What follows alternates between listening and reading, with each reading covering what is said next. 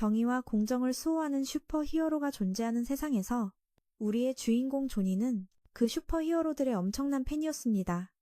하지만 슈퍼히어로에 관한 방송을 보던 중 엄마는 조니에게 자라고 시켰죠. 이제 겨우 저녁 7시였는데 말입니다. 그 직후 초인종이 울렸고 조니는 무슨 일이 일어나는지 알게 되었습니다. 엄마는 낯선 남자를 집으로 들였습니다. 조니는 언젠가 이곳을 떠나겠다고 다짐했습니다. 그 후 조니는 슈퍼히어로 이야기를 꺼내 읽고 있었는데 엄마가 갑자기 들어와 당장 자라고 하며 불을 껐습니다. 엄마가 막 나가자마자 방에 불이 다시 켜져 엄마는 다시 돌아와 불을 꺼야 했습니다. 하지만 엄마가 다시 나가자마자 불이 저절로 켜져 엄마는 화가 났습니다. 화가 나서 뛰어들어와 조니의 귀를 잡아당겼지만 조니는 자기가 켠 게 아니라고 했습니다. 엄마는 불이 저절로 켜질 리가 없다며 조니가 거짓말을 한다고 생각했죠. 전구가 정말로 깜빡이더니 폭발했습니다. 집 전체도 갑자기 정전이 되어 엄마는 퓨즈가 나갔다고 생각했죠. 그의 말에 따라 켜졌다 꺼졌습니다. 하지만 확신이 서지 않아 창밖을 보며 가로등을 향해 켜져라 꺼져라 라고 외쳤습니다. 그러자 정말로 그의 말에 반응했습니다. 그 후 마을 전체의 가로등이 조니의 말에 따라 계속해서 깜빡였습니다. 하지만 얼마 안 가 그의 집, TV와 함께 폭발해버렸습니다. 조니는 이제 자신이 정말로 초능력을 가졌다는 것을 알게 되었습니다. 다음 날 아침 학교에 가던 중 조니는 친구 톰을 다시 만났습니다. 톰은 조니에게 어젯밤 뉴스를 봤냐고 물었죠. 조니는 보지 않았지만 자신의 능력을 깨달았습니다. 그 후 조니는 태연하게 신호등을 조종하고 톰을 놀라게 하며 길을 건넜습니다. 그들은 학교에 도착했고 저쪽에 학교 깡패 뎁이 있는 것을 발견했습니다. 톰은 그에게 들키면 곤란해질까봐 두려워했지만 조니는 그냥 지나갔습니다. 뎁이 입을 열어 둘을 조롱하자 조니는 바로 능력을 사용해 그의 라디오를 폭파시켰습니다. 그 후에는 학교 종을 계속 울리게 해서 장난을 쳤습니다. 톰은 조니의 이 능력에 흥미를 느꼈지만 조니는 다른 사람들이 알까봐 톰에게 조용히 하라고 했습니다. 톰은 조니가 어떻게 능력을 얻었는지 알고 싶었지만 조니 자신도 잘 몰랐습니다. 그저 몸에 전류가 흐르는 것을 느낄 뿐이었죠. 톰은 조니의 상태가 유명한 슈퍼히어로의 아들과 꽤 비슷하다는 것을 깨달았습니다. 그 아들도 사고로 갑자기 능력을 각성했거든요. 역시 조니는 영웅이 되기 위해 초능력을 각성한 것이었습니다. 그리고 조니는 톰이 나중에 자신의 전담 슈퍼히어로 촬영기사가 되기를 바랐습니다. 톰은 조니에게 슈퍼히어로의 피가 흐르는 게 틀림없다고 생각했습니다. 그는 어쩌면 슈퍼히어로의 아들일지도 모릅니다. 엄마는 능력이 없는 것 같으니 아빠에게 능력이 있을 거라고요. 하지만 조니는 아빠를 만난 적이 없었습니다. 태어날 때부터요. 그 후 둘은 항상 뎁과 함께 다니는 친구 제니스를 만났습니다. 그녀는 슈퍼히어로에 대해 이야기하러 왔고 언젠가 현실에서 슈퍼히어로를 만나기를 바랐습니다. 그 후 뎁이 그녀를 다시 불러서 그녀는 먼저 가야 했습니다. 그날 오후 조니와 톰은 오락실에 놀러 갔습니다. 톰이 잠시 게임을 하다가 돈이 떨어지자 조니는 능력을 사용해 톰이 계속 게임을 할 수 있도록 도와주었습니다. 조니는 이 마을을 떠나기 위해 능력을 사용하는 것에 대해 생각했습니다. 톰은 그가 어쩌면 히어로 협회에 가입할 수도 있다고 생각했고 조니도 그것이 자신의 사명이라고 믿었습니다. 그 후 뎁과 그의 무리가 찾아와 둘을 괴롭혔습니다. 제니스도 가담하는 것을 보고 조니는 실망해서 집으로 돌아갔습니다. 집에 돌아온 조니는 엄마가 또 TV 수리공을 유혹하려는 것을 보았습니다. 그 후 그는 엄마에게 아빠가 누구인지 물었지만 엄마가 잘 듣지 못해서 다시 묻고 싶지 않았습니다. 조니는 그 후 방으로 돌아가 자신만의 의상과 로고를 디자인했습니다. 다음 날 톰에게 보여주자 톰은 수정을 요청했습니다. 그날 오후 톰은 수정된 디자인을 조니에게 돌려주었고 둘은 그 후 집으로 돌아가 의상을 만들었습니다. 집에 있는 것들로요. 둘은 그 후 밖으로 나가 훈련을 했습니다. 톰은 영웅이 능력에만 의존해서는 안 된다며 조니에게 무술을 연마하라고 했습니다. 무술 훈련 후 조니는 톰과 함께 버려진 쇼핑몰로 가서 능력 사용을 연습했습니다. 조니는 그곳을 오늘 밤 가장 밝은 곳으로 만들었습니다. 그 후 조니는 초능력으로 비행을 시도했고 역시나 이 능력으로 날 수 있었습니다. 충분히 연습한 후 둘은 명성을 쌓기 위해 마을을 돌아다니며 범죄자를 찾기 시작했습니다. 하지만 마을은 지극히 평화로웠고 범죄자라고는 한 명도 없었습니다. 어쩐지 오랫동안 이곳에 슈퍼히어로가 들르지 않았던 겁니다. 그래서 톰은 한 가지 아이디어를 냈습니다. 과시할 기회가 없다면 직접 기회를 만들자는 것이었죠. 얼마 후 여름이 다가왔고 톰은 대부분의 사람들이 공공 수영장에 있을 것을 알았습니다. 그래서 둘은 그곳에 가서 사람들 앞에서 공연을 하기로 했습니다. 계획 당일 조니는 제니스가 공공 수영장으로 가는 것을 보고 그녀의 소원인 슈퍼히어로를 만나게 해주겠다고 말했습니다. 제니스는 그를 피하며 먼저 갔고 조니는 그 후 톰과 함께 옷을 갈아입으러 갔습니다. 톰은 그에게 위로 날아올라 사람들 앞에 나타나라고 말했습니다. 톰은 촬영을 했고 조니는 곧 모든 사람들의 눈에 띄었습니다. 아이들은 모두 그를 슈퍼히어로라고 믿었지만 제니스는 근처에 있던 톰을 발견하고 촬영하고 있는 것을 봤습니다. 한편 뎁은 그가 존이라는 것을 알아챘습니다. 뎁의 말에 당황한 그는 능력을 제대로 제어하지 못하고 수영장으로 떨어졌습니다. 그는 공황 상태에 빠져 전기를 방출했고 수영장에 있던 모든 사람들이 감전되었습니다. 대부분의 사람들은 혼비백산하여 밖으로 뛰쳐나갔고 한 차가 통제력을 잃고 근처 식당에 충돌했습니다. 사람들을 피하던 트럭 한 대도 통제력을 잃고 교회에 충돌하여 교회가 무너졌습니다. 자욱한 연기와 먼지 때문에 다른 트럭이 주유소에 충돌하여 폭발했습니다.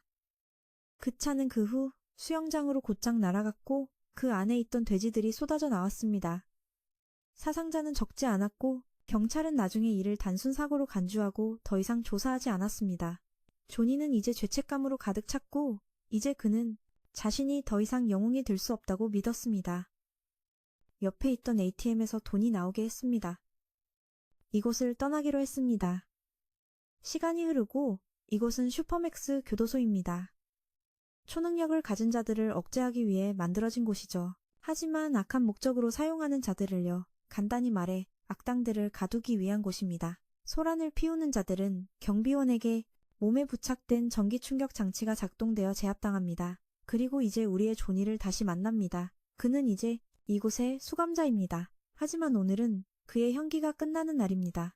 그는 형기를 마치고 석방됩니다. 감방에서 나오자마자 친한 동료 수감자들은 그가 또 탈옥하는 줄 알았지만 사실 이번에는 석방되는 것이었습니다. 그 말을 듣고 그들도 곧 밖에서 그를 다시 만나기로 결심했습니다. 조니는 동료 수감자들뿐만 아니라 교도관들과도 친했습니다. 그는 태연하게 교도관과 주먹을 부딪혔지만 그들은 그가 곧 다시 돌아올 것이라고 믿었습니다. 하지만 그는 그들을 실망시킬 것이라고 확신했죠. 그는 이곳에 돌아올 생각이 전혀 없었기 때문입니다. 그 후 조니는 능력봉인 조끼를 벗기 위해 방으로 안내되었고 새 옷을 받았습니다. 그는 새 옷으로 갈아입으며 이 조끼는 오래가지 못할 테니 새 것으로 바꾸라고 조언했지만 교도소는 비용을 절감하는 중이었습니다. 그래서 이 정도로도 그들의 능력 사용을 막기에는 충분했습니다. 조니는 원래 재산 손괴와 전자파 교란으로 인한 데이터 파괴 혐의로 8개월형을 선고받았습니다. 교도소장은 조니에게 네트워크 조직 소속인지 물었지만 그는 관련이 없었기에 소장은 그가 출소한 후 감시 인력을 보내지 않을 것이었습니다. 나가는 길에 조니는 한 무리의 자원봉사자들이 교도소에 막 도착한 것을 발견했습니다. 교도관은 그들이 세계에서 가장 유명한 슈퍼악당 MT의 사람들이라고 말했습니다. 그는 밖의 악당이 감옥 안의 수감자들을 위해 자선 활동을 할 줄은 몰랐습니다. 그는 그 후 교도관 친구에게 작별 인사를 하고 그에게 담배에 불을 붙여준 후 밖으로 나갔습니다. 밖에서는 조니의 연인인 한 여성이 그를 기다리고 있었습니다. 그녀의 이름은 키였습니다. 둘은 그 후 샌프란시스코에 있는 집으로 돌아와 옛 감정을 되살리기 위해 한판 하려던 참이었습니다. 그런데 조니는 갑자기 그의 친구들이 모두 와 있는 것을 발견했습니다. 키는 그들이 어떻게 들어왔는지 몰랐지만 그들은 슈퍼 악당에게 침입은 어려운 일이 아니라고 말했습니다. 그 후 일행은 거하게 술판을 벌였습니다. 한편 감옥에서도 파티가 열리고 있었습니다. 조니의 바위 인간 친구가 슈퍼 악당 메스에 대해 궁금해하자 분홍 머리가 메스는 전설적인 인물이라고 말했습니다. 그는 메스에게 부하가 한 명 있었는데 그 부하가 그의 돈을 훔쳐 달아났다는 이야기를 했습니다. 얼마 후 이 남자는 다른 곳에서 행복한 삶을 살고 있었지만 보스인 메스에게 정보가 새어나갔습니다. 그리고 얼마 지나지 않아 이 배신자와 관련된 모든 사람들이 차례로 살해당했습니다. 친구, 친척부터 이 남자의 직원까지 모두 머리가 터져 죽었습니다. 교도관은 이 사건에 대해 알고 있었습니다. 이 배신자가 연인을 만들어 비밀스러운 곳으로 도망치기 전까지 240명 이상이 죽었지만 유죄를 입증할 증거가 전혀 없어 그들은 보스 M을 잡을 수 없었습니다. 보스 M은 배신자가 고통받기를 원했고 그를 죽여서 소원을 들어주고 싶지 않았습니다. 그는 세계 최고의 범죄 네트워크를 만든 사람이며 이 교도소에는 그 네트워크의 구성원 대부분이 수감되어 있었습니다. 교도관과 교도소장 역시 그의 수하에 있었지만 교도소 운영 업무는 여전히 해야 했습니다. 그동안 조니 일행은 먹고 마시며 즐기고 있었습니다. 술 한잔하고 나서 그들은 한탕할 계획을 세웠습니다. 최근 팀 전체가 기술 사용법을 익혔고 계획을 세운 것입니다. 바로 강도질이었죠. 하지만 매일 가치가 변하는 돈 대신 절대 가치를 잃지 않는 보석을 훔치기로 했습니다. 그들은 10분 안에 서로 붙어있는 가게 10곳을 털 계획이었습니다. 경비 병력을 자극할 수 있기에 더 털지 않고 계획대로만 움직일 생각이었습니다. 게다가 샌프란시스코는 능력 관련 범죄가 드물어서 어떤 슈퍼히어로도 개입하지 않을 것이었습니다. 케이시는 그들이 이런 짓을 그만두고 평범한 일을 하길 바랐지만 그들은 케이시의 비건푸드 판매 일을 비웃었습니다. 그녀는 그들이 취한 것 같으니 돌아가라고 했지만 그들은 여전히 멀쩡하다고 주장했죠. 하지만 그러고는 바로 진짜 취한 사람처럼 꾸벅꾸벅 졸기 시작했습니다. 조니는 케이시가 능력을 쓴 걸 알았습니다. 하지만 그녀는 그저 조니와 즐거운 밤을 보내기 위해 그들을 돌려보내고 싶었을 뿐입니다. 그날 밤 조니는 케이시에게 자신과 팀을 도와달라고 설득했습니다. 내일 작전에 참여해달라고 말입니다. 하지만 그녀는 단호하게 거절했습니다. 돕기 싫어서가 아니라 이 계획이 악당 네트워크에서 나온 것이기 때문입니다. 만약 성공하더라도 그들은 연대 구축이라는 명목으로 네트워크와 수익을 나눠야 했습니다. 그녀는 이 일이 그들이 위험을 감수할 가치가 없다고 생각했습니다. 조니는 내일 작전이 정말 재미있을 거라고 생각했죠. 하지만 그건 그가 해야 할 일이 아니었습니다. 풀려난 후 케이시는 조니에게 둘의 능력이 훨씬 대단하지만 이런 곳에서 무모하게 굴게 아니라 행동할 기회를 기다려야 한다고 설득했습니다. 조니는 이해했고 거절하기로 마음먹었죠. 하지만 5시간 후 조니는 동료들과 함께 10번째 가게를 털고 있었습니다. 작전은 성공적으로 끝나는 듯 했지만 마지막 순간 갑자기 경보가 울렸습니다. 조니는 분명히 경보를 해제했다고 확신했죠. 하지만 밖으로 나가보니 옆 가게에서도 자기들과 똑같은 짓을 하던 강도들 때문에 경보가 울린 것이었습니다. 일행은 차를 타고 도망쳤고 조니는 능력을 사용해 신호등을 조작하여 팀이 더 쉽게 도망칠 수 있도록 도왔습니다. 그 후 경찰이 나타났습니다. 능력자 악당들 앞에서도 전혀 동요하지 않는 인물이었죠. 그는 히어로가 오기 전에 악당을 잡을 거라고 자신했습니다. 곧 경찰팀이 추격해왔고 일행은 금방 포위되었습니다. 하지만 조니가 손가락을 튕기자 경찰차들이 오작동을 일으키며 대형이 무너졌습니다. 그들은 그대로 터널로 들어갔지만 터널 끝에는 또 다른 경찰팀이 기다리고 있었습니다. 이때 팀원 중 한 명이 능력을 사용해 일행 전체를 경찰들 사이로 순간 이동시켰습니다. 일행은 탈출만 하면 케이시가 절대 모를 거라고 자신했지만 그녀는 이미 뉴스를 보고 있었습니다. 그녀의 손님들은 서빙이 느리다고 불평하고 싶었지만 지금 그녀의 모습이 너무 무서워서 감히 불평하지 못했습니다. 일행은 계속 순간이동 능력을 이용해 도망쳤고 조니는 팀에게 집중하라고 요구했습니다. 한번 실수하면 바로 감옥행이기 때문입니다. 일행은 히어로가 나타나지 않기를 바랐지만 바로 그때 헬리콥터 한 대가 머리 위로 나타났습니다. 모두가 이 상황에 질렸지만 조니는 후회하기는커녕 오히려 흥미로워했습니다. 팀원 중 한 명이 얼음 바닥을 만들어 경찰을 더 효과적으로 따돌리려 했습니다. 그들의 차는 얼음 위를 달릴 수 있도록 개조되었지만 경찰차는 아니었기 때문입니다.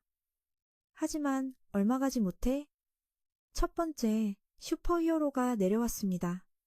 그는 3만 한 덩치의 슈퍼히어로였습니다. 그렇게 거대했지만 그는 매우 빠르게 움직였습니다. 그래서 조니는 그의 발밑으로 돌아가 전기를 뿜어 그를 마비시켰습니다. 얼음 능력자는 그의 머리를 얼렸지만 아무 효과가 없었죠. 그러자 흑인 친구가 불운을 가져오는 능력을 그 히어로에게 걸었습니다. 그는 계속해서 머리 위로 떨어지는 비행기에 맞았고 그 후에는 화학물질 연구구역으로 떨어졌습니다. 일행은 성공적으로 도망쳤고 다리에만 도착하면 탈출할 수 있었습니다. 하지만 기뻐할 틈도 없이 또 다른 히어로가 나타나 그들을 공격했습니다. 그는 고무공 히어로였고 고무로 되어 있었지만 내리치는 공격 하나하나가 엄청나게 강력했습니다. 범죄자를 추격하는 중에도 고무공은 잠시 멈춰서서 시민들과 사진을 찍어주었습니다. 사진을 다 찍고 나자 고무공은 다시 조니 일행을 쫓았습니다. 그는 무모하게 돌진했고 조니는 그에게 민간인을 다치게 할까봐 그들은 흩어져야 했습니다. 하지만 고무공은 심지어 옆에 있던 집들을 부숴 그들의 길을 막으려 했습니다. 조니의 얼음 능력자 친구는 일행이 도망칠 수 있도록 길을 만들어야 했습니다. 하지만 고무공의 속도는 여전히 너무 빨랐습니다. 조니는 그를 만져 잠시 마비시킨 후 계속해서 순간이동하고 길을 만들며 도망쳤습니다. 고무공이 계속 쫓아오자 조니는 전기로 그를 위협했고 흑인 친구에게 그에게 불운을 걸게 했습니다. 하지만 여러 개의 철골이 떨어졌음에도 그는 뚫고 나왔습니다. 일행도 거의 다리에 도착했기에 순간이동 능력자가 얼음 능력자에게 자신 쪽으로 얼음을 쏘라고 했습니다. 그는 그 얼음을 순간이동시켜 고무공의 길을 막았습니다. 그는 부딪혀 아래로 떨어졌습니다.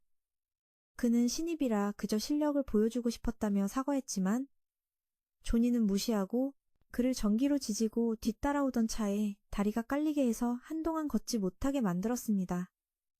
경찰은 이때 제대로 된 히어로가 하나도 없다며 분노했죠. 하지만 그 경찰은 유망한 이름을 하나 찾아냈습니다. 조니 일행은 막 탈출했다며 기뻐하고 있었는데 갑자기 순간이동되어 다리 끝에서 빨간 옷을 입은 자와 마주쳤습니다. 그는 유토피안이라는 신의 히어로였습니다. 그는 200가지 능력을 가지고 있으며 사용할 때마다 무작위로 발현된다고 알려져 있었죠. 유토피아는 능력을 사용해 4명으로 분신했습니다. 조니 일행은 즉시 흩어져 도망쳤지만 4명의 분신이 이제 무작위 능력을 함께 사용하면 유토피아는 최대 800가지 능력을 쓸 수 있었습니다. 그리고 그는 범죄자에게 절대 봐주지 않는 것으로 알려져 있었죠. 첫 번째는 얼음 능력자였습니다. 그는 얼음을 사용해 유토피안에게 반격하려 했지만 그는 막아냈습니다. 그리고 불의 숨결로 반격했죠. 하지만 그 기술은 눈속임일 뿐이었고 그는 접근해서 얼음 능력자를 하늘로 날려버린 뒤 다시 땅으로 걷어찼습니다. 그는 그를 계속해서 걷어차 죽였습니다. 다음은 불운 능력자였습니다. 그는 유토피안에게 불운을 걸려 했지만 그는 반사 능력을 발동해 불운을 날려버렸습니다. 물고기 떼가 하늘에서 떨어졌고 불운 능력자는 상어에게 삼켜졌습니다.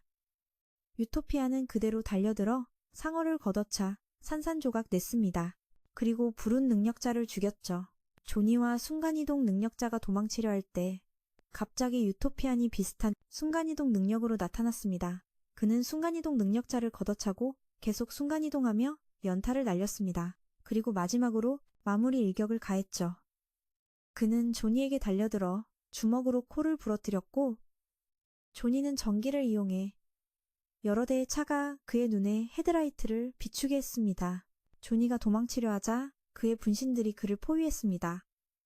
조니는 불공평하다고 말했고 그는 분신을 거두고는 감옥에서 나온 지 얼마나 됐냐고 물었습니다. 조니가 하루밖에 안 됐다고 고백하자 그는 그를 놓아주기로 결정했습니다. 그에게도 소중한 사람이 있다는 걸 알았기 때문입니다.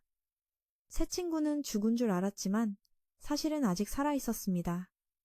그는 날아갔고 케이시가 차를 몰고 마중 나왔습니다. 그녀는 조니만 태우려 했지만 다른 3명도 순간이동해서 함께 도망쳤습니다. 모두가 K씨가 유토피안의 마음을 조종해서 자신들이 살아남았다는 걸 알았습니다. 모두 K씨를 칭찬하며 그녀가 함께라면 천하무적이 될 거라고 말했죠. 하지만 그녀는 유토피안을 조종한 건 운이 좋았을 뿐이라고 말했습니다.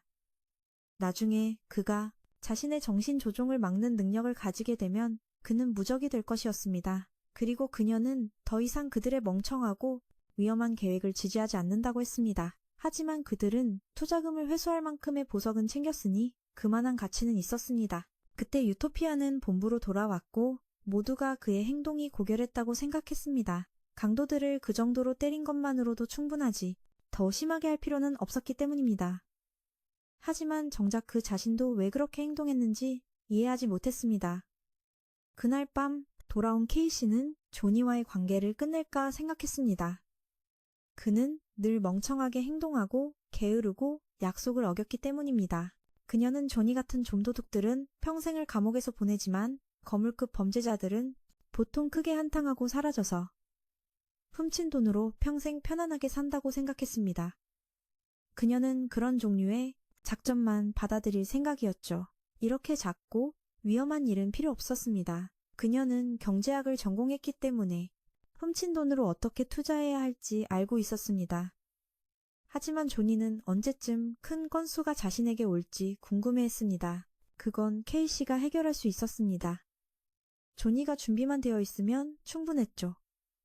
그녀는 조니에게 히트에 대해 아는지 물었습니다. 히트는 한때 악명 높은 범죄자이자 살아있는 전설이었습니다. 그는 불을 조종하는 능력으로 여러 곳을 털었습니다. 하지만 그렇게 많은 큰 건들을 해냈음에도 그는 자신의 경력에서 단 한 명도 죽이지 않았습니다.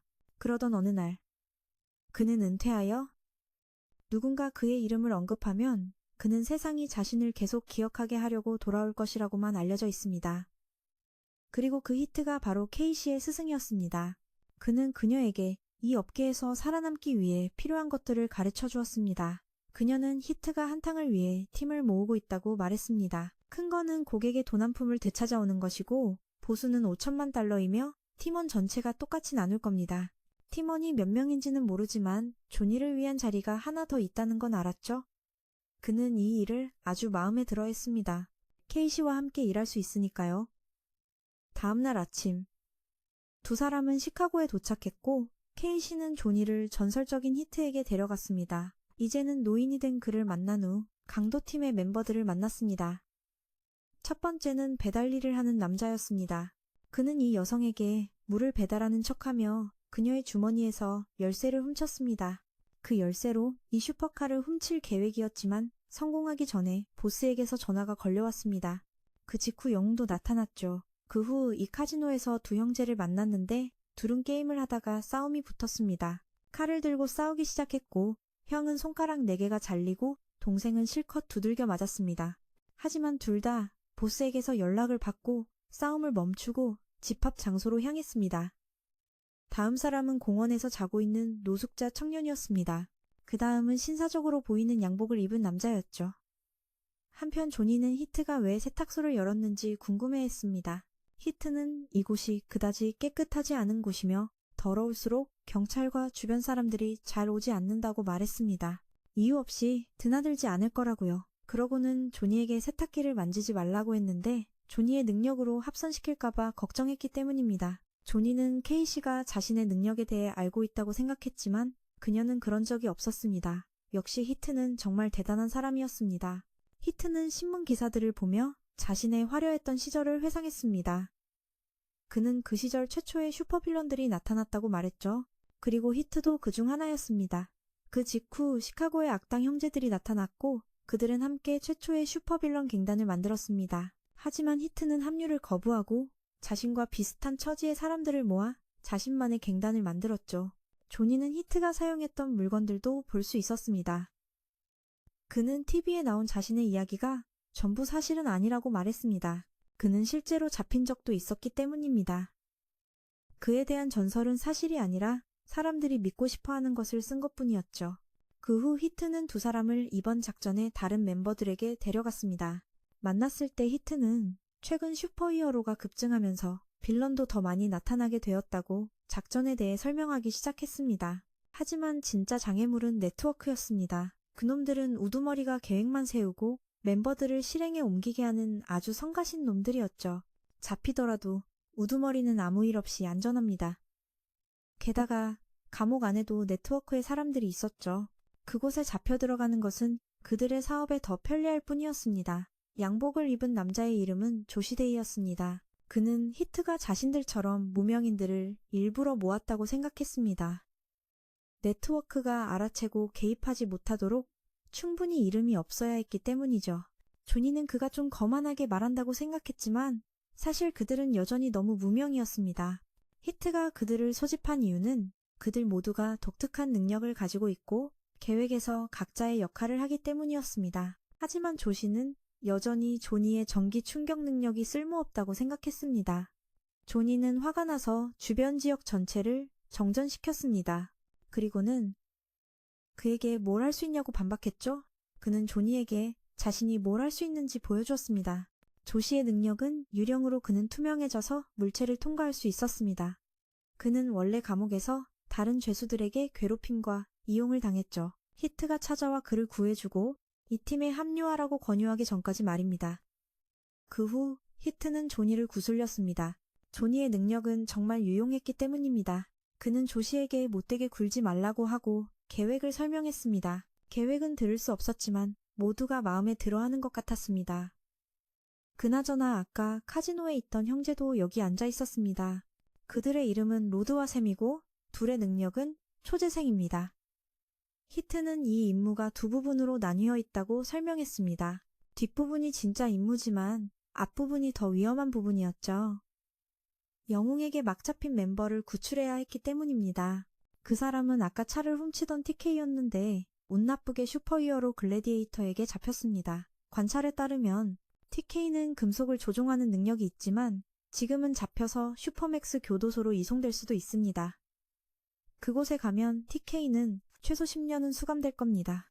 TK는 이번 임무에 없어서는 안 될 존재이므로 그를 구출하는 것이 최우선 과제입니다. 하지만 지금은 필요한 인원과 장비를 모두 모아야 했습니다. 조니는 이 일이 돈이 많이 들 것 같다고 생각했지만 고객이 이미 보증금을 보냈죠. 그래서 아무도 걱정할 필요가 없었습니다. K씨는 테이블 위 와인병을 보고 고객이 루마니아 사람인 걸 알았습니다. 이건 분명 선물로 받은 것이었죠. 히트가 직접 이런 걸 살 리가 없었습니다. 실제로 히트는 고객을 찾으러 유럽까지 가야 했고 거기서 한 거물을 찾았습니다. 그의 계획을 후원해줄 사람이었죠. 동시에 네트워크의 보스 마스토돈도 바빠서 그들의 계획에 아무도 개입하지 않을 겁니다. 이제 그들은 TK 구출을 시작할 것이고 그 후에 히트가 나머지 계획을 설명해 줄 겁니다. TK를 구하고 나면 말이죠. 이 일이 성공하면 그들은 백만장자가 될 것이고 이 작전은 신문 일면을 장식할 겁니다. 조니는 그 기사가 히트가 걸어놓은 기사들처럼 자신들이 잡혔다는 내용이 아니길 바랐습니다. 한편 TK는 경찰에게 놀림을 당하고 있었죠. 협회에서 가장 강하다고 알려진 영웅 글래디에이터에게 잡혔으니 운이 정말 없었기 때문입니다. 강도질을 하다가 말이죠. 글래디에이터는 본부로 돌아갈 일이 있다며 그들과 동행하겠다고 알렸습니다. 그는 비행기 지붕 위로 올라가 앉았고 비행기는 이륙하기 시작했습니다. 한편 히트는 공항에 가서 접수원에게 말했습니다. 미리 빌려둔 비행기를 찾으러 왔다고요. 하지만 그녀는 상사에게 알려야 한다며 그에게 기다려달라고 했습니다. 갑자기 조니가 뛰어들어와 비행기 프로펠러에 사람이 끼었다고 소리쳤습니다. 그녀는 겁에 질려 뛰쳐나가 보니 현장은 피로 흥건했습니다. 그 틈을 타조시는 필요한 비행기에 몰래 올라타 조종사를 기절시키고 히트와 조니를 위해 문을 열어주었습니다. 두 사람이 들어가자 세미 형의 시체를 끌고 와 화장실에 던져 넣었습니다. 데드풀 같은 능력 덕분에 로드의 신체 재생 속도는 엄청나게 빨랐습니다. 모두 잠시 장난을 치다가 히트가 비행기 시동을 걸고 이륙했습니다. 그는 조니에게 비행기 회로도를 주며 미리 연구하라고 했습니다. 그는 조니에게 자신의 능력을 다른 사람과 비교하지 말고 자신만의 스타일을 찾으라고 조언했죠. K씨는 바다 위에서 양측이 비행 경로 어디에서 마주칠지 파악하고 있었습니다. 얼마 후 히트의 팀은 TK를 교도소로 이송 중인 군용기 위를 날고 있었습니다. 조니가 재빨리 비행기의 통신을 무력화했고 그 직후 재생 능력을 가진 형제가 뛰어내렸습니다. 샘은 착지를 잘못해서 프로펠러에 몸이 갈기갈기 찢겨 떨어졌고 로드는 뛰어내리자마자 글래디에이터에게 한 대 맞았습니다. 턱이 부서질 정도였지만 그는 간신히 비행기 동체에 매달렸습니다. 그는 조시에게 아래는 괜찮은 이 뛰어내리라고 신호를 보냈죠. 조시는 비행복을 입고 뛰어내린 뒤 자신의 능력을 이용해 비행기 내부로 잠입했습니다. 그 후 글래디에이터가 다시 올라와 로드를 때려 떨어뜨렸지만 그는 비행기 동체에 갈고리를 던져 다시 올라왔습니다. 그는 글래디에이터에게 계속해서 주먹을 맞았지만 아무렇지도 않았죠. 글래디에이터는 이 능력이 자신이 가장 싫어하는 것이라고 인정할 수밖에 없었습니다. 조시는 안에 있는 병사들 앞에서는 거의 무적이었습니다. 그들은 조시를 쏠 수 없었지만 조시는 그들을 쏠 수 있었죠. 그는 모든 병사를 제압하고 조종사들에게 총이 있는지 물었습니다. 그들은 모두 겁에 질려 고개를 저었죠. 그들은 글래디에이터가 당했다고 생각했지만 그가 여전히 위에서 싸우고 있는 것 같아 교도소로 빨리 날아가려 했습니다. 하지만 조니가 비행기 가속을 막아서 조종사도 어쩔 수 없었죠. 문제는 조니가 더 이상 버틸 수 없다는 것이었습니다. 조시는 빨리 TK의 자물쇠를 풀어야 했지만 비행기는 곧 뇌우 지역으로 진입하려 했습니다. 그래서 로드는 글래디에이터에게 저항하려 했죠. 하지만 글래디에이터가 그의 채찍을 떨어뜨리자 그는 자신의 다리를 잘라 피를 뿌려 글래디에이터의 눈을 멀게 하고 채찍을 되찾으려 했습니다. 글래디에이터는 로드의 손을 잡고 저항하지 못하도록 팔을 뜯어냈습니다. 하지만 그는 로드의 회복 속도가 그렇게 빠를 줄은 몰랐습니다. 로드는 비행기에서 뛰어내리며 글래디에이터도 함께 끌고 갔죠. 둘은 공중에서 몸싸움을 벌였고 글래디에이터는 수면에 그대로 떨어지는 압력 때문에 의식을 잃었습니다. 그는 자신이 물속 왕국에 있는 것을 보았고 물고기와 인어들이 도움을 청하자 그들을 따라갔습니다. 한편 재생 능력을 가진 형제는 케이시가 물에서 건져주었습니다. 그녀는 글래디에이터가 싸울 수 없도록 그의 마음을 조종했죠. 한편 조시는 폭풍 구름 속으로 들어가려 하고 병사들은 TK의 비활성화 코드를 말해주지 않아 압박을 받고 있었습니다. 히트는 조시에게 플랜 C를 실행하라고 했습니다. 그것은 그들의 비행기를 군용기에 그대로 충돌시키는 것이었죠. 조니는 두 비행기가 서로 충돌하지 않도록 동시에 추락하게 만들어야 했습니다. 조시는 병사들에게 암호를 넘겨주지 않으면 모두 죽을 거라고 말했습니다. TK가 비행기를 붙잡을 수 있도록 말이죠. 하지만 조시는 자신은 유령이라 살아남을 거라고 자신했습니다. 그래서 이제 병사들이 살 수 있는 유일한 희망은 TK뿐이었습니다. TK는 풀려나 간발의 차로 비행기를 붙잡았습니다. 얼마 후 모두 무사히 돌아왔습니다. 그들은 임무의 첫 단계를 마쳤고 이제 두 번째 부분만 남았습니다. 하지만 히트는 그들 모두에게 참여할 의향이 있는지 다시 묻고 싶었다. 비록 이것이 계획의 허점을 감수해야 한다는 의미이고 방금 전처럼 즉흥적으로 대처해야 할지라도 말이다. 하지만 케이시는 계획에 정말 허점이 있다고 느껴진다면 다른 사람들이 동의하더라도 즉시 거절할 것이라고 했다. 하지만 그들은 먼저 두 번째 목표가 무엇인지 알고 싶어 했다. 히트는 그들이 지금 그걸 보고 있다고 말했다. 재생능력 형제는 그가 이 술집을 노린다고 생각했다. 하지만 케이시는 알아채고는 그가 정말 미쳤다고 말했다. 조니는 케이시를 따라 시선을 옮겼고 히트가 그들이 기지에 잠입하길 원한다는 걸 알았다. 영웅연합의 기지 말이다. 일행은 포기하고 떠나려 했지만 히트는 이유가 있어서 이 위험한 계획을 선택했다고 했다. 그는 사람의 마음을 읽는 능력을 가진 슈퍼히어로 브레인웨이브에 대해 알려줬다. 특정 반경 내에 있는 사람의 마음을 말이다. 만약 브레인웨이브가 연합에 있었다면 그들의 계획은 이미 발각되었을 것이다. 하지만 브레인웨이브는 지금 지구 반대편 베이징에 가 있어서 그들의 계획을 알아챌 수 없을 것이다. 그 사이 팀의 마지막 멤버는 아직 모임에 오지 않고 밖에서 어슬렁거리고 있었다. 조니와 TK는 밖으로 나가 이야기를 나눴다. 사실 둘은 감옥에 있을 때부터 아는 사이였다. 그 시절 감옥에 신참 범죄자가 한 명 들어왔는데 그는 잡혀 들어온 것이었다. 이놈은 오만방자에서 간수 한 명이 정당방위로 그를 죽여야만 했다. 하지만 그때 조니는 그 간수를 살인자라고 불렀고 감옥 전체가 박수를 치게 만들었다. 조니는 TK가 그 감옥으로 다시 돌아갈 뻔했으니 꽤 운이 좋다고 생각했다. 그 후 둘은 안으로 돌아왔고 놀랍게도 재생 능력 형제가 둘 다 히트의 계획에 참여하기로 한 것을 보았다. 보상금을 듣고 5천만 달러라는 말에 TK도 참여했다. 그들이 그룹이 훔쳐야 할 것에 대해 묻자 히트는 모자를 가져와야 한다고 말했다. 어떤 백작의 모자인데 이 백작은 엄청난 정신력으로 역대 가장 강력한 슈퍼빌런이었다. 하지만 그의 힘 절반은 모자에서 나왔고 한 번은 영웅들이 백작을 기습 공격해서 그가 모자를 잃게 만들었다. 그는 유럽으로 도망쳐야 했고 모자는 영웅연합에 전시되었다. 조시는 참여하기로 했다. 하지만 그 모자는 만지지 않겠다고 했다. 백작 외에 그 모자를 만지는 사람은 누구든 미쳐버린다는 소문이 있기 때문이다. 하지만 케이시는 여전히 망설였다. 연합에는 브레인웨이브보다 강한 자들이 많고 백작 자신도 그들을 이기지 못했기 때문이다. 게다가 그곳은 관광객도 많았다. 마지막 멤버는 지금 빗속을 걷고 있는데 햇빛이 유일하게 그에게만 비치고 있었다. 그래서 그는 전혀 젖지 않았다. 조니는 보스 매치가 곧 은퇴할 것이고 네트워크가 그들의 명성과는 비교할 수 없을 것이라는 말을 들었다. 성공하면 말이다. 그래서 조니는 참여했다. 케이시는 마지막 멤버의 정체를 알아야만 참여하겠다고 했다.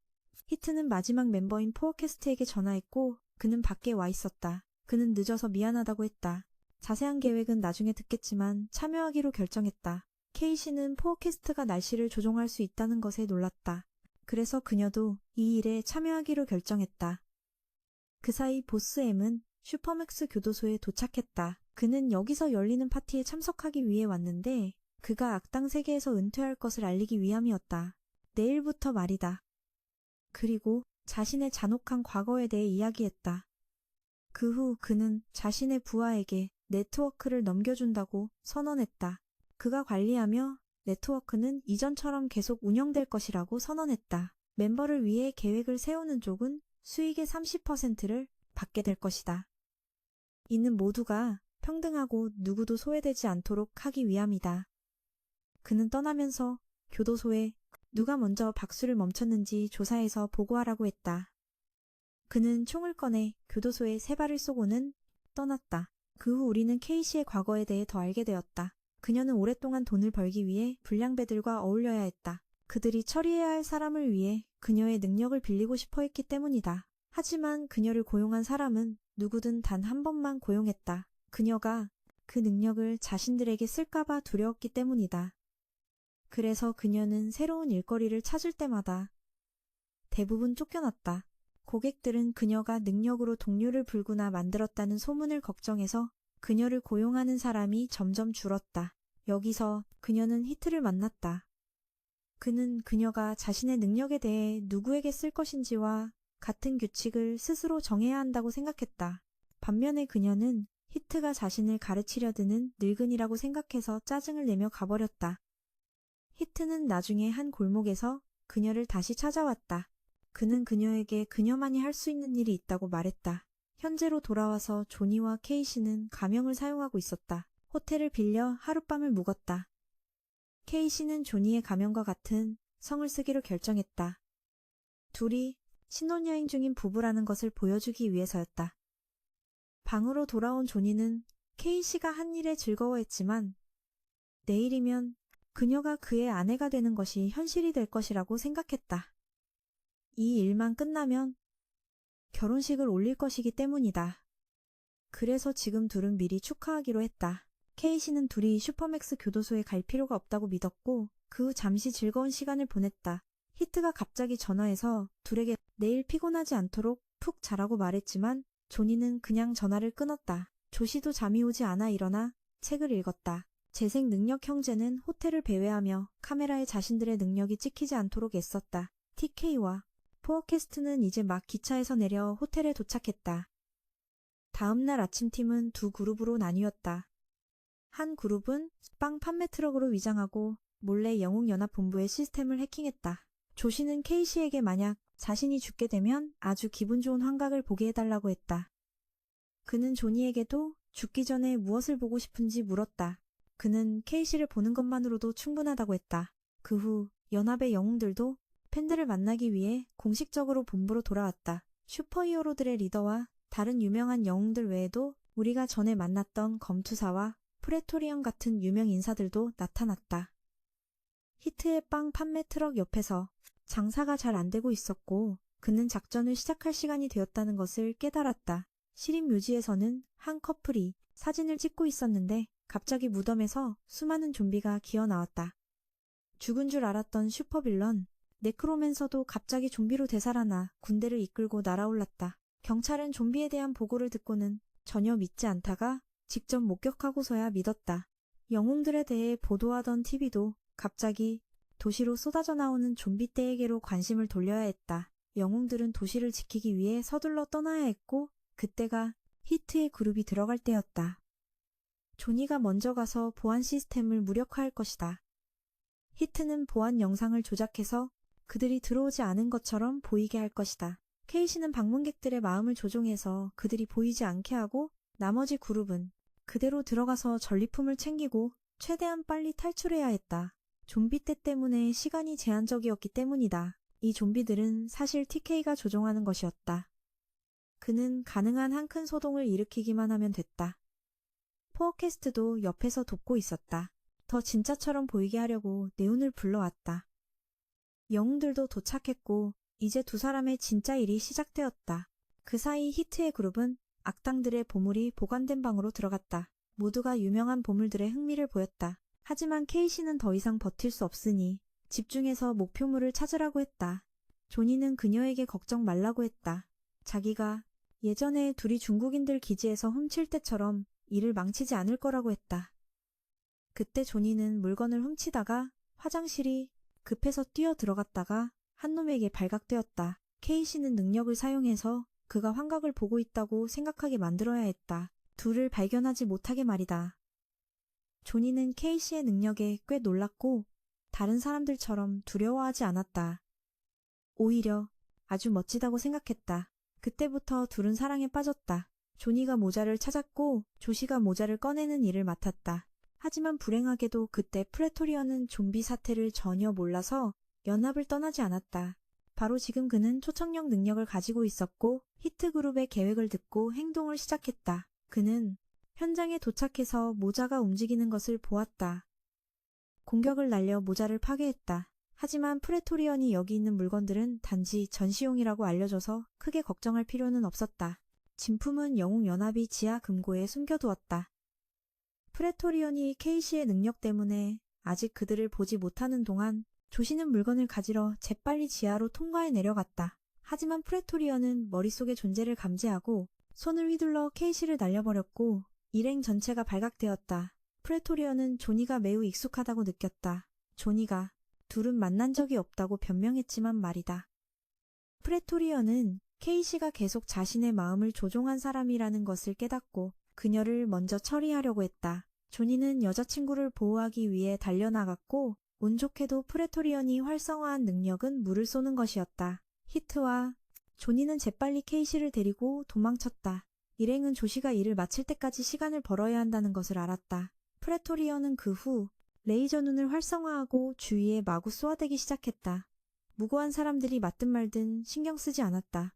샘이 뒤에서 달려들어 그의 눈을 찌르려 하자 그는 재빨리 신체 경화 능력으로 바꾸고 함께 달려든 재생 능력 형제 둘을 날려버렸다.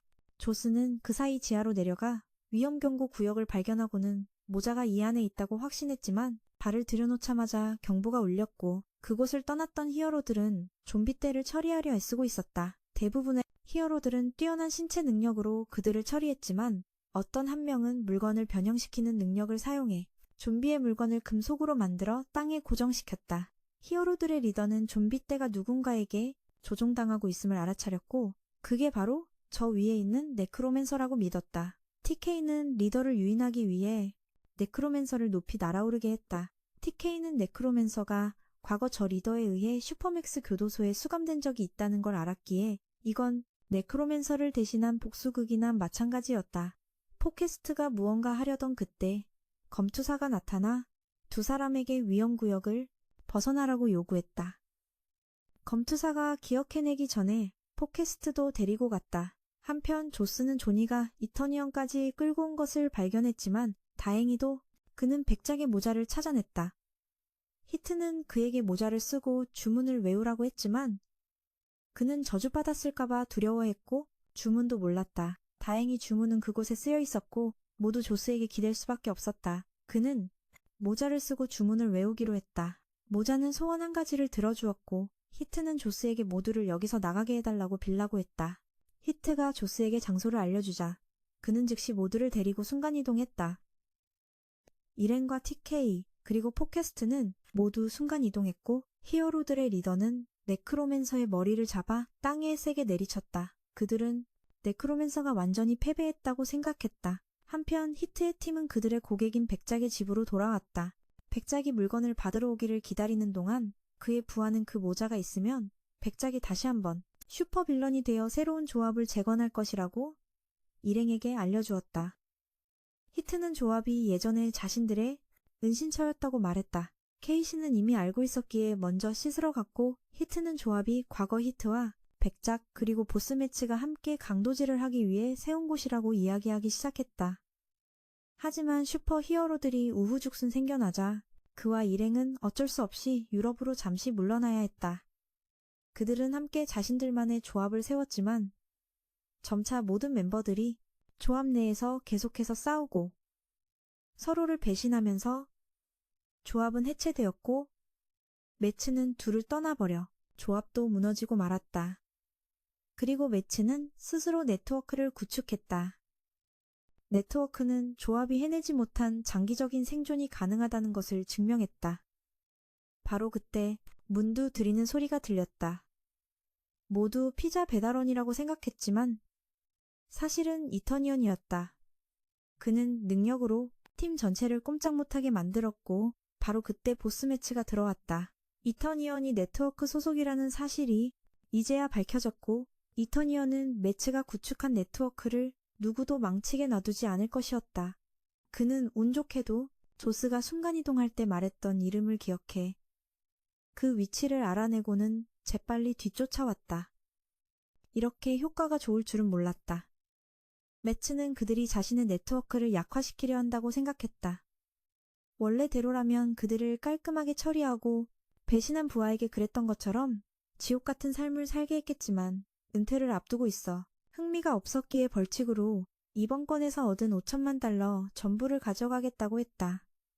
그 직후 매츠는 집사의 머리를 터뜨려버렸다. 백작이 막 잠에서 깨어나 히트 일행에게 돈을 주려 내려왔다가 등 뒤에 매츠를 보고 놀랐는데 매츠는 놀라는 걸 아주 싫어해서 백작의 머리마저 터뜨리고는 그대로 돈을 가지고 떠났다. 이후 이터니언은 히어로 협회의 모자를 되찾아주면서 더욱 명성을 얻었고 히트의 팀은 거의 낙담한 채 서로 임무 실패로 다투기 시작했다. 조스는 떠나기로 결심하며 5천만 달러를 볼 수 있다는 희망을 준 히트에게 고마워했다. 샘이 조스를 놀리려고 도끼를 던졌고 조스가 되받아 던지자 두 형제는 조스에게 시비를 걸었다. 모두가 서로에게 시비를 걸자 케이시는 화가 나서 가버렸고 포캐스트는 비구름을 만들어 모두를 진정시켜야 했다. 그들은 TV에 나온 이터니언의 경멸 섞인 말을 듣고는 더욱 분노했다. 그 후 모두 남은 술을 마시고는 차례로 돌아갔고 조니만이 히트와 함께 남았다. 술집 여주인은 히트가 평생 제대로 된 큰 건을 한 번도 해낸 적이 없으며 그와 엮인 사람들은 모두 실패만 맛봤다고 말했다. 조니가 떠나기 전 여주인은 그에게 일행이 어지른 것을 치우고 히트의 술값까지 내라고 했다. 다음날 조니는 케이시와 함께 샌프란시스코로 돌아왔다. 그녀는 모든 일이 뜻대로 되지 않자 실망하여 울음을 터뜨렸다. 조니는 마침 근처에 교회가 있는 것을 보고 그녀를 데려가 정식으로 청혼했다. 반지는 없었지만 그는 능력으로 전기 반지를 만들어 케이시에게 대신 주었다. 그날 밤 조니가 면도를 하던 중 갑자기 누군가 문을 두드렸다. 문을 열자 아무도 없었지만 그는 곧바로 납치되었다. 알고 보니 새 친구가 조니의 총각 파티를 열어주러 온 것이었다. 네 사람은 술집에 갔지만 돈이 다 떨어져 금방 쫓겨났다. 그러자 조니는 어릴 적 자주 하던 ATM기에서 돈을 빼내는 기술을 모두에게 보여주었다. 그 후 일행은 조니에게 샌프란시스코에 있는 ATM기에서 돈을 인출하자고 꼬드겼다. 그는 ATM기에 모두 카메라가 있어 걱정했지만 순간이동 능력을 가진 친구가 이 문제를 재빨리 처리했다. 그들은 조니에게 결혼식을 올리고 결혼 후 생활을 꾸리려면 돈이 필요하다며 유혹했다. 수많은 결혼이 돈 때문에 파탄났기 때문이었다. 그 후 일행은 샌프란시스코를 돌아다니며 길가의 ATM기에서 돈을 인출하기 시작했지만 한참을 돌아다니던 중 조니가 케이시에게 줄 선물을 사고 싶어 해서 일행은 서점에 처박히게 되었다. 조니는 케이시에게 줄 경제학 교재 몇 권을 사고 싶어 했지만 바로 그때 경찰이 출동했다. 조니와 일행은 재빨리 도망쳐 지하철역으로 순간이동했다. 네 사람은 열차 안으로 순간이동했지만 이터니언은 그들을 끈질기게 쫓아왔고 다시 한번 나타났다. 그는 조스와 비슷한 능력으로 열차 안에 들어와 조니 일행과 마주쳤다. 그는 열차를 멈추고 친구들을 버려둔 채 도망쳤지만 역 출구에 다다르자마자 불행히도 검투사에게 붙잡혔다. 조니는 슈퍼맥스로 다시 끌려가 익숙한 얼굴들을 마주했다. 그는 전화 한 통만 하게 해달라고 애원했지만 허사였다. 한편 케이시는 결혼식장에서 기다리다 조니가 오지 않고 그의 새 친구도 보이지 않자 조니의 나쁜 버릇이 또 도졌다는 것을 알았다. 그녀는 결혼식장을 떠나 드레스를 불태워버렸다. 5년이 흐르고 히트는 한 카지노에서 욕심을 부려 현재 가진 돈을 100만 달러로 만들기 위해 올인하기로 결심했지만 네트워크의 새로운 보스가 히트를 발견하고는 그의 동료를 붙잡았다. 보스는 히트의 새로운 동료가 30초 앞에 미래를 볼 수 있다는 것을 알고 있었다. 그는 동료에게 30초 후에 무슨 일이 일어날지 물었고 동료는 이미 자신의 결말을 알고 있었다. 그 후 그의 뇌는 시가로 대체되었다. 보스는 히트에게 1억 달러를 벌어오지 않으면 목숨을 잃을 것이라고 요구했다. 한편 이터니언은 히트의 팀과 싸울 때 무고한 사람들을 학살하는 영상이 유출된 후 명성을 잃었다. 검투사 역시 이터니언과 가장 친했다는 이유로 해고당했다. 조니는 그때 케이시를 찾아 돌아왔다. 그녀는 조니에게 매우 화가 나 있었고 더는 엮이고 싶어 하지 않았다. 그리고 그녀는 경제학 학위가 있다고 거짓말했기 때문에 지금은 이런 카페에서 일해야만 했다. 그녀는 조니에게 질릴 대로 질려서 그를 한사코 쫓아냈다. 갑자기 히트가 두 사람에게 도움을 청하러 찾아왔다. 조니와 케이시는 히트를 집으로 데려와 쉬게 했다. 두 사람은 히트가 얼마나 무모하길래 네트워크 보스의 카지노에서 사기를 치려고 했는지 이해하지 못했다. 케이시는 히트를 해외로 도피시켜야 한다고 생각했지만 조니는 감옥의 정보원을 이용해 히트가 1억 달러를 벌도록 돕고 싶어 했다. 하지만 케이시는 듣기 싫다며 조니에게 집에서 나가라고 요구했다. 그 후 조니는 히트를 데리고 조스에게 도움을 청하러 갔다. 그는 조니의 계획에 참여하기를 거부했다. 왜냐하면 그들은 한 번도 성공한 적이 없었기 때문이다. 조스 역시 케이시처럼 히트가 해외로 도피하길 원했고 비용은 자신이 대겠다고 했다. 하지만 그들이 그의 도움이 필요한 이유는 히트의 안전을 위해서였다. 그 후 조니는 옛 동료들을 찾아 나섰다. 조스 다음은 TK였다. 그는 가족을 부양하기 위해 짐꾼 일을 하고 있었지만 사장은 아내가 아이를 돌봐달라며 급히 돌아오라고 하는데도 그에게 야근을 강요했다. 조니가 와서 도와주었고 TK는 일을 그만둘 기회를 얻었다. 다음은 포캐스트였다. 그 역시 도시를 돌아다니며 날씨 조종 능력으로 우산을 팔고 있었다. 조니는 그를 찾아가 또 다른 인생 역전에 한탕을 하자고 불렀다. 마지막으로 조니와 히트는 재생 능력자 형제를 찾아갔다. 그들은 지하 격투장에서 다른 초능력자들과 싸우고 있었다. 한편 케이시는 히트의 위조 여권을 만들 곳을 찾아갔다. 케이시는 여권을 만드는 여자에게 자신의 명성을 아는지 물었고 당연히 여자는 몰랐다. 케이시는 범죄 세계에서 완전히 무명이었기 때문이다. 그녀는 평생 자신만의 업적을 하나도 이루지 못했다는 사실에 매우 분했다. 그 후 그녀는 일정을 잡았다. 여권을 받고 돌아갔지만 마음속으로는 이런 평범한 삶을 사는 걸 여전히 싫어했다. 얼마 후 조니와 팀원들은 다시 공식적으로 모였다. 돌아온 키는 어쩔 수 없이 받아들이며 맹세했다. 이번 계획이 실패하면 조니를 한바탕 두들겨 패주겠다고. 그 후 조니는 한 사람을 만나기 위해 레스토랑으로 향했다. 그의 팀원들은 주위에서 사진을 찍기만 하면 됐다. 그가 만나기로 한 사람은 바로 글래디에이터였고 조니는 그의 약점을 쥐고 있었다. 그가 동성애자이며 이미 결혼한 몸인데도 데이팅 앱으로 바람을 피운다는 비밀을 말이다.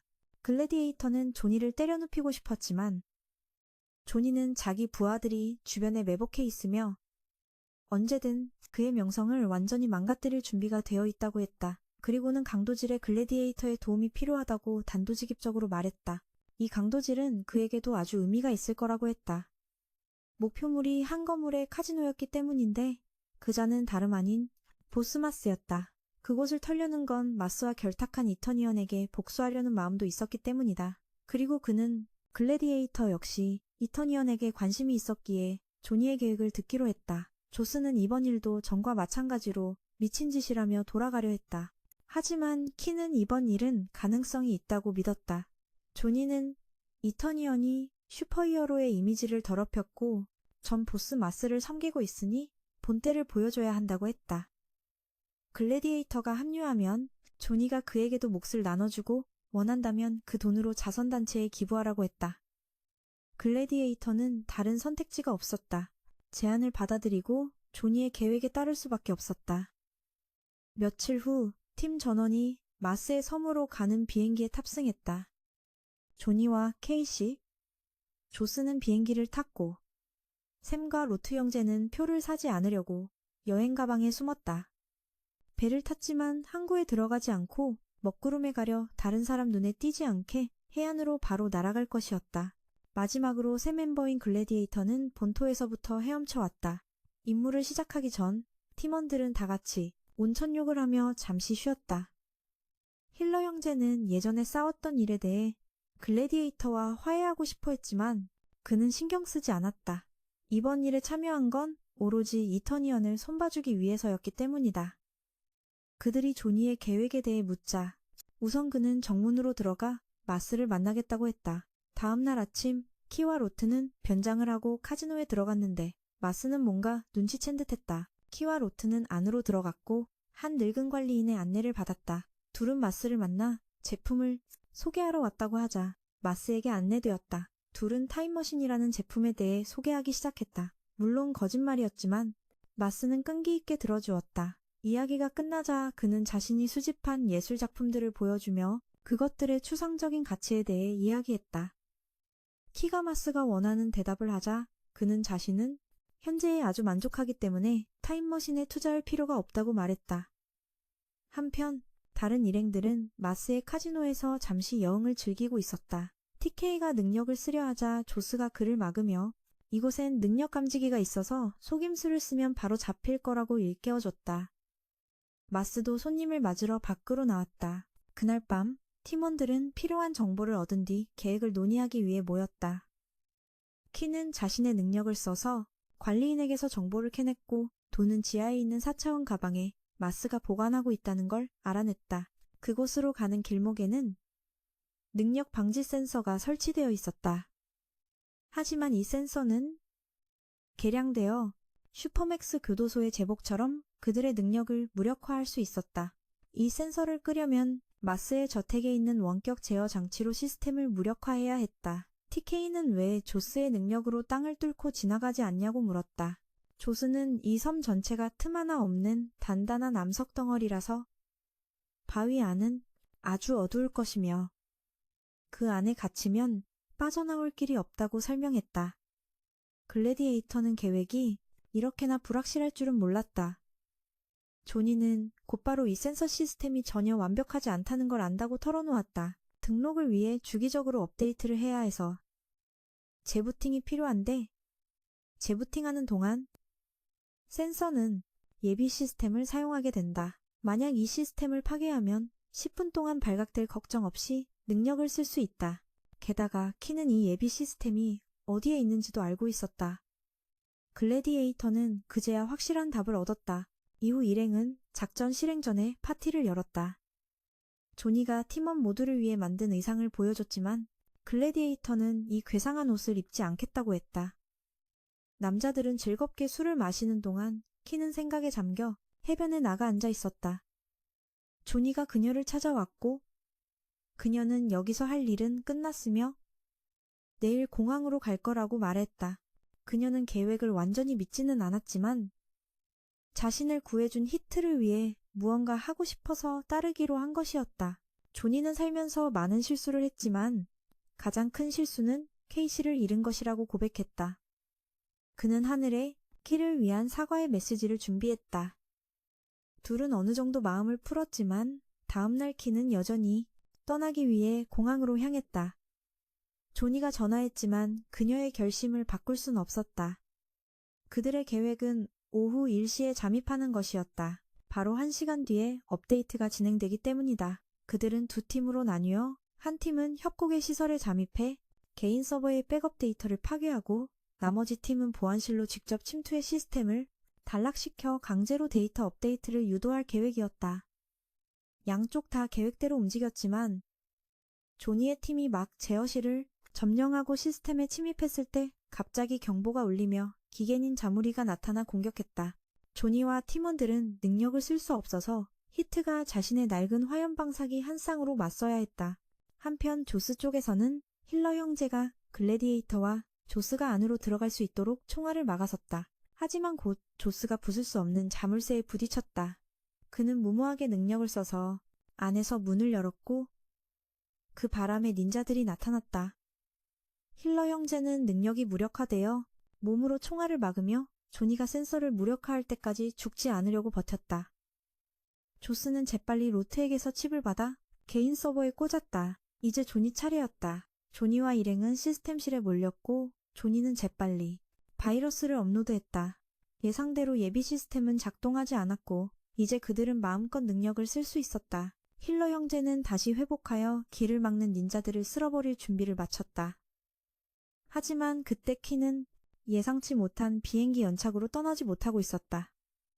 그녀는 이터니언과 마주쳤고 그는 그녀의 존재를 절대 잊지 못할 거라고 했다. 마스도 나타나 자신을 바보로 생각하지 말라고 했다. 그 후 마스는 케이시를 카지노로 데려가 신문하기 시작했다. 하지만 오래 걸리진 않을 거라고 했다. 그 역시 그녀를 가능한 한 빨리 죽이고 싶었기 때문이다. 한편 조니의 일행은 거대한 철문과 마주했다. 포캐스트가 문을 얼리자 샘이 문을 부숴버렸다. 일행은 깊은 구덩이로 뛰어내렸고 TK가 모두 안전하게 착지하도록 도왔다. 그 후 조스는 앞에 경비병이 몇 명이나 있는지 확인했고 로트가 벽을 부수자 일행이 넘어가 경비병들을 처리했다. 그들의 다음 임무는 아주 날카롭고 빠르게 움직이는 톱날이 가득한 복도를 통과하는 것이었다. 힐러 형제가 이 일을 맡았다. 계속 달렸다. 거의 5분 만에 둘은 끝에 도달해 스위치를 눌러 톱날을 껐다. 마지막 관문은 히트의 총으로 녹여야 하는 문이었다. 그는 자신에게 활약할 기회를 주자 감동했다. 그들은 마침내 4차원 가방을 손에 넣었고 역시나 그 안에는 엄청난 보물이 들어있었다. 사진을 한 장 찍은 뒤 일행은 돌아가기 시작했다. 이때 케이시는 자백제를 맞은 상태였다. 그녀는 여전히 입을 굳게 다물었지만 약효 때문에 케이시의 판단력이 흐려졌고 결국 일행의 목적이 마스의 돈을 훔치는 것이라고 실토하게 만들었다. 그가 관리인에게 시스템을 확인시키자 센서와 모든 것이 꺼져 있었다. 마스의 돈 가방은 이미 도둑맞은 후였고 마스는 이터니언에게 그들을 막으라고 지시했다. 이터니언은 일행의 앞을 가로막았지만 조니는 뒤에 글래디에이터가 있으니 걱정할 것 없다며 태연하게 마스를 도발했다. 하지만 마스가 능력 무력화 시스템을 재가동했고 글래디에이터는 일행이 얻어맞는 걸 그냥 내버려둔 채 막으려 들지 않았다. 한편 마스가 케이시를 처리하려는 순간 갑자기 그녀도 능력을 써서 그의 능력을 밀어냈다.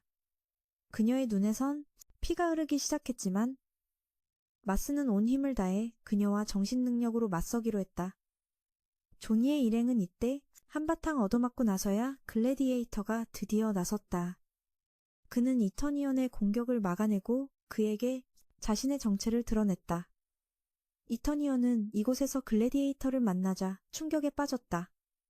그는 글래디에이터와 협상하려 했지만 결국 주먹 한 방에 멀리 날아가는 것뿐이었다. 그가 반격하려 했지만 글래디에이터는 모든 공격을 손쉽게 막고 그의 팔 한쪽을 꺾어버렸다. 그 후 글래디에이터가 그를 손봐줬고 모두가 요란히 죽었다고 생각했지만 글래디에이터는 그저 그에게 충격을 줬을 뿐이다. 그가 더는 능력을 쓰지 못하도록 뇌에 손상을 입힌 것이다. 일행은 돌아갔고 M은 자신이 이겼다고 확신하고 있었다. 심령 능력 내기에서 말이다. 그는 분노에 차 소리치며 캐시의 머리를 터뜨렸지만 직후 부하들이 보고했다. 요란히 패배했고 카지노가 혼란에 빠졌다는 소식이었다. 그는 자신이 자랑스러워하던 그림을 다시 보고는 이 그림이 잘못됐다는 걸 깨달았다. 그가 머리를 터뜨린 자는 관리인이었고 키는 이미 탈출의 조니와 합류한 뒤였다. M은 그제야 깨달았다. 공항에서부터 캐시에게 조종당했다는 것을. 그가 서 있는 곳은 그의 카지노가 아닌 동굴이었기 때문이다. M은 이제 거의 빈털터리가 되었고 악당일에 대한 열정을 되찾기 시작했다. 한편 조니의 팀은 일을 마쳤다. 큰 건을 끝내고 은퇴하기로 한 것이다. 이 일로 각자 1억 달러씩 챙겼다. 히트는 빚을 갚고 계속 도박을 했다. TK는 요트를 사서 가족과 세계 여행을 떠났고 포캐스트는 자신의 우주 프로젝트 연구에 돈을 썼다. 지오스는 정부로부터 땅을 사서 자기 방식대로 개혁했다. 로드는 정말 천재였고 타임머신 연구에 집중하고 있었다. 그가 M에게 제안했던 것은 사기가 아니었기 때문이다. 명확한 이론이 있었다. 샘은 여전히 여자와 술에 빠져 살았고 글래디에이터는 자신의 파트너에게 한 짓을 고백했다. 그리고 용서를 받았다 동시에 그는 세계 최강 영웅의 자리를 지켰고 사람들에게 사랑받았다. 톰은 신문사에서 일하고 있었는데 갑자기 조니에게서 생일 축하 카드를 받았다. 카드에는 지난 큰 건을 함께한 동료들과 찍은 사진이 들어있었다. 한편 조니는 성공적으로 누명을 씌웠다. M이 권한을 넘겼던 부하에게 죄를 뒤집어 씌운 것이다. 그는 분노에 차 그들을 찾아가 모두의 머리를 터뜨렸다. 그들이 히트를 궁지에 몰아 M이 모은 재산을 몽땅 털게 만들었으니 죄가 있다고 생각했기 때문이다. 그는 이제 생각했다. 은퇴하는 대신 악당으로 돌아가야 할지도 모른다고. 히트는 여전히 유흥에 돈을 썼고 바로 그때 조니는 키에게 다시 한번 정식으로 청혼했다. 이번에는 제대로 된 반지도 있었다. 그리고 슈퍼 악당의 이야기는 여기서 끝이 난다.